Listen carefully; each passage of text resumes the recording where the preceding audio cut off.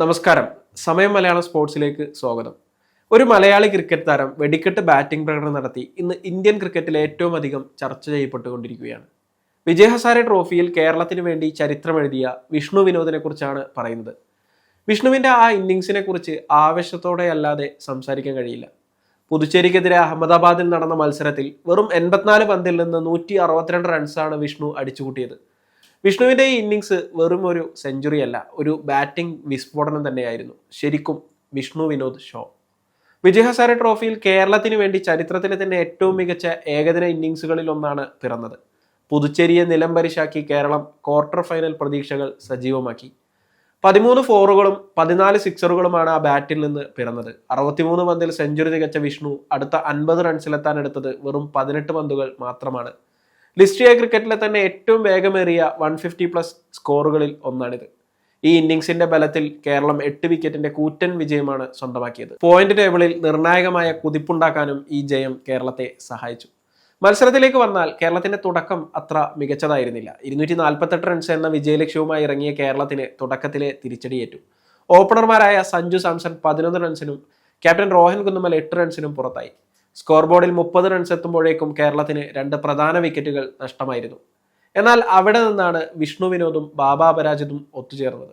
ഇരുവരും ചേർന്ന് 3-ാം വിക്കറ്റിൽ 222 റൺസിന്റെ അപരാജിത കൂട്ടുകെട്ടുണ്ടാക്കി. ബാബ അപരാജിത് 69 പന്തിൽ 63 റൺസ് എടുത്ത് മികച്ച പിന്തുണ നൽകിയപ്പോൾ വിഷ്ണു പുതുച്ചേരി ബോളർമാരെ തലങ്ങും വിലങ്ങും പ്രഹരിക്കുകയായിരുന്നു. 32 ഡോട്ട് ബോളുകൾ കളിച്ച വിഷ്ണു നേടിയ റൺസിൽ 84% ബൗണ്ടറിയിൽ നിന്നായിരുന്നു.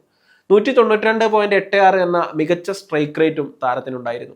ശാന്തമായ തുടക്കമായിരുന്നു വിഷ്ണു വിനോദിൻ്റെത്. 9 പന്ത് നേരിട്ട് 3 റൺസ് എടുത്ത് നിൽക്കുമ്പോഴാണ് വിഷ്ണു തന്റെ ആദ്യ ബൗണ്ടറി നേടുന്നത്. 25 പന്തിൽ 25 റൺസ് നേടിയിരുന്ന വിഷ്ണു നിലയുറപ്പിച്ചതിന് ശേഷം തന്റെ ഉഗ്രരൂപം പുറത്തെടുത്തു. പുതുച്ചേരി ബോളർമാർ തല്ലുവാങ്ങാൻ തുടങ്ങിയപ്പോൾ ഫീൽഡർമാർ കാഴ്ചക്കാരായി മാറി. കളി അവസാനിക്കുന്നതുവരെ തന്റെ വെടിക്കെട്ട് തുടരാനും വിഷ്ണുവിന് കഴിഞ്ഞു. നേരത്തെ ടോസ് നഷ്ടപ്പെട്ട് ബാറ്റിംഗിനിറങ്ങിയ പുതുച്ചേരിക്ക് ഭേദപ്പെട്ട തുടക്കമാണ് ലഭിച്ചത്. അജയ് റൊഹേര 53 റൺസും ജസ്വന്ത് ശ്രീറാം 57 റൺസും നേടി. ഒരു ഘട്ടത്തിൽ അവർ വലിയ സ്കോറിലേക്ക് നീങ്ങുമെന്ന് തോന്നിച്ചെങ്കിലും കേരള ബോളർമാർ ശക്തമായി തിരിച്ചടിച്ചു. പതിവ് പോലെ MD നിതീഷാണ് കേരള ബോളിങ്ങിനെ മുന്നിൽ നിന്ന് നയിച്ചത്. 8 ഓവറിൽ 41 റൺസ് വഴങ്ങി നിതീഷ് 4 വിക്കറ്റുകൾ വീഴ്ത്തി. അവസാന 5 വിക്കറ്റുകൾ 5 ഓവറിനുള്ളിൽ നഷ്ടമായതോടെ പുതുച്ചേരി 247 റൺസിന് ഓൾ ഔട്ടായി. അങ്കിത് ശർമ്മ 2 വിക്കറ്റുകളും സ്വന്തമാക്കി. ഈ വിജയത്തോടെ എലൈറ്റ് ഗ്രൂപ്പ് എയിൽ കേരളം കർണാടകയ്ക്ക് തൊട്ടുപിന്നിലായി 2ാം സ്ഥാനത്ത് എത്തിയിരിക്കുകയാണ്. 6 മത്സരങ്ങളിൽ നിന്ന് 4 ജയവുമായി 16 പോയിന്റാണ് കേരളത്തിനുള്ളത്. വിഷ്ണുവിന്റെ ഈ വെടിക്കെട്ട് കേരളത്തിന്റെ നെറ്റ് റൺ റേറ്റിനും വലിയ ഗുണം ചെയ്തിട്ടുണ്ട്. ഇതോടെ നോക്കൌട്ട് പ്രതീക്ഷകളും കേരളം നിലനിർത്തി. ഇത്രയും മികച്ച വെടിക്കെട്ട് പ്രകടനങ്ങൾ നടത്തിയ വിഷ്ണു വിനോദിന് IPL കൂടുതൽ അവസരങ്ങൾ ലഭിക്കുന്നില്ല എന്നതാണ് നിരാശ പകരുന്ന കാര്യം. വിഷ്ണു കൂടുതൽ IPL മത്സരങ്ങൾ അർഹിക്കുന്നുണ്ടെന്നും എന്തുകൊണ്ടാണ് അത് ലഭിക്കാത്തതെന്നുമുള്ള ആശങ്കയാണ് ആരാധകർ പങ്കുവെക്കുന്നത്. നിലവിൽ പഞ്ചാബ് കിങ്സിന്റെ താരമായ വിഷ്ണു ഇതുവരെ 6 മത്സരങ്ങൾ മാത്രമാണ് IPL കളിച്ചിട്ടുള്ളത്. അടുത്ത സീസണിൽ കൂടുതൽ അവസരങ്ങൾ താരത്തിന് ലഭിക്കുമെന്നാണ് ആരാധകർ പ്രതീക്ഷിക്കുന്നത്. വിഷ്ണു വിനോദിന്റെ ഈ മാസ്മരിക പ്രകടനത്തെക്കുറിച്ചുള്ള നിങ്ങളുടെ അഭിപ്രായങ്ങൾ കമന്റ് ചെയ്യൂ. കൂടുതൽ സ്പോർട്സ് അപ്ഡേറ്റുകൾക്കായി സമയം മലയാളം ചാനൽ സബ്സ്ക്രൈബ് ചെയ്യൂ. മറ്റൊരു വിശേഷവുമായി വീണ്ടും കാണാം.